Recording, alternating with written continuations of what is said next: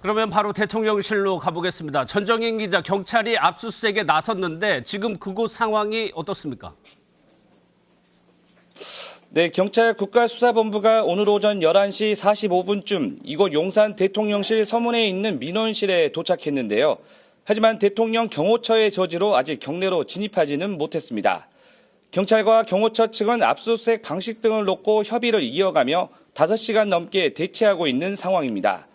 압수수색 영장에는 피의자로 윤석열 대통령이 적시돼 있고 대통령 집무실과 국무회의실, 경호처 등이 대상에 포함된 것으로 전해졌습니다.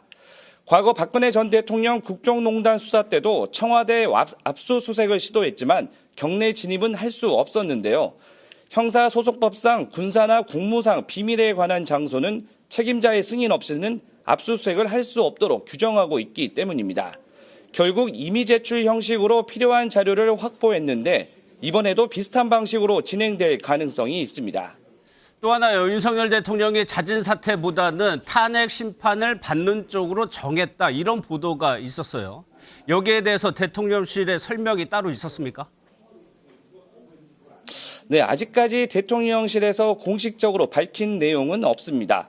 지난 7일 대국민 담화 이후 아무런 입장을 내지 않고 침묵을 이어가고 있는데요.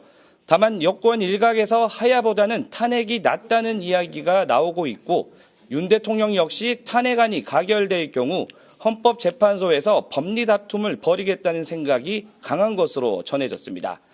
현재 관저에 머무르고 있는 윤 대통령은 자신을 향한 강제 수사와 탄핵 심판에 대비해 변호인단을 꾸리고 있는 것으로 전해졌는데요.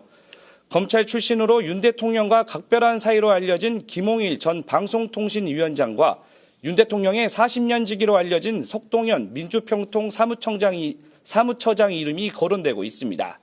김 전 위원장은 최근 법무법인 세종에 사표를 낸 것으로 확인됐습니다.